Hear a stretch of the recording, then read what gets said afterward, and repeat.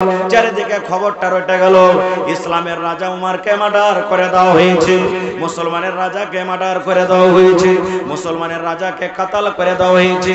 দেখার জন্য সমস্ত লোক দৌড়াতে দৌড়াতে দৌড়াতে দৌড়াতে দৌড়াতে দৌড়াতে উমর রাদিয়াল্লাহু তাআলা আনহুর বাড়িতে এসেছেন। দেখছেন যাচ্ছেন। এর মধ্যে একটা নওজওয়ান হযরত উমরকে দেখা পর ও বাড়ির দিকে রওনা হয়েছে, হাঁটছেন বাড়ির দিকে। আর কোন হিসাবে উমর রাদিয়াল্লাহু তাআলা আনহুর ওই যুবকের উপরে চোখ পড়ে গেছে, দিয়ে তাকে কি বলছেন জানেন?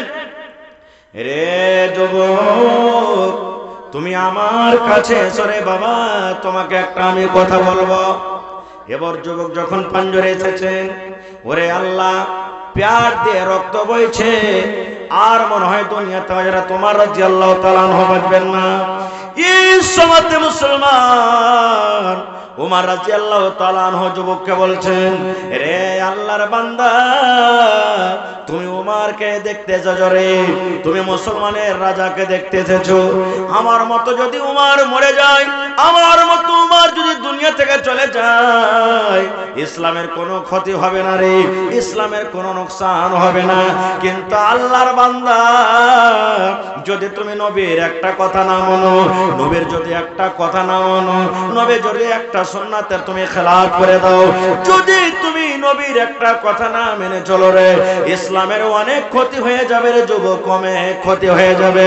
এই জন্য যুবক রে, তুমি আমাকে দেখতে এসেছো, আমার মতো উমর যদি মরে যায়, ইসলামের কোনো ক্ষতি হবে না, কিন্তু নবীর একটা কথা না মানা হয়, অনেক ক্ষতি হয়ে যাবে।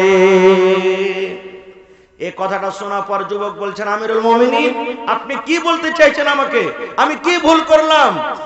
আবার ঘুরিয়ে কথাটা বলছেন, আল্লাহর বান্দা, উমরকে দেখতে এসেছো, উমর যদি দুনিয়া থেকে চলে যায়, ইসলামের কোনো ক্ষতি হবে না, কিন্তু নবীর একটা কথা না মানো, অনেক ক্ষতি হবে রে।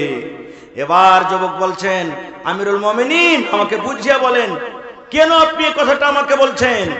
রে আমার যুবক ভাইয়েরা শোনেন, হযরত উমর রাদিয়াল্লাহু তাআলা আনহু এবার ওই যুবককে বলছেন, আরে আল্লাহর বান্দা, তুমি উমরকে দেখতে এসেছো, তোমার লুঙ্গিটার দিকে দেখো রে, ইরফা ইজারাক কিংবা ইরফা সাওবাক।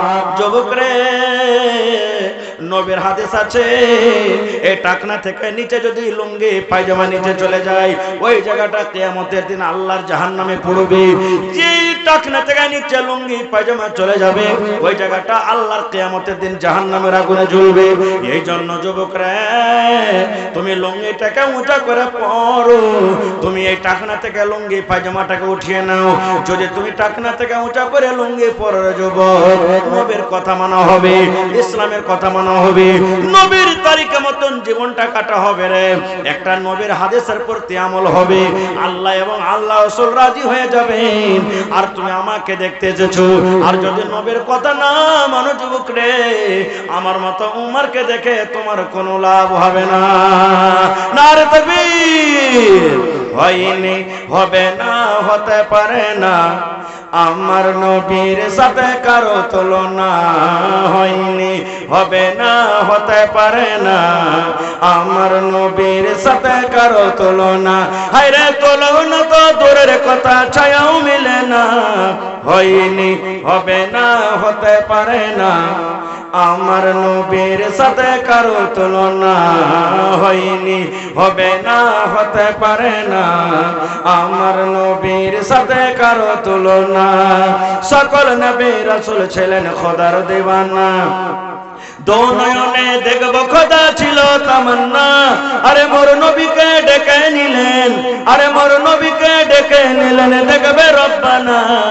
হয়নি, হবে না, হতে পারে না, আমার নবীর সাথে কারো তুলনা।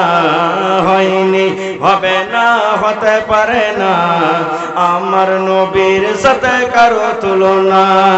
ইউসুফকে দেখে যারা আঙ্গুল কেটেছে, তারা কে আমার নবীর রূপ দেখেছে। ইউসুফকে দেখে যারা আঙ্গুল কেটেছে, তারা কি আমার নবীর রূপ রূপ দেখেছে, আরে দেখতো যদি কেটে দিত, আরে দেখতো যদি কেটে দিত কলিজাখানা, হয়নি হবে না হতে পারে না আমার নবীর সাথে কারো তুলনা, হয়নি হবে না হতে পারে না আমার নবীর সাথে কারো তুলনা। নারে তাকবীর। আর একটা হাদিস শুনেন, মজার হাদিস। আল্লাহর নবীর জামানাতে নবীজি আনসার এবং মুহাজিরের ভিতরে ভাইচারা লাগিয়ে দিলেন, ভাই লাগিয়ে দিলেন।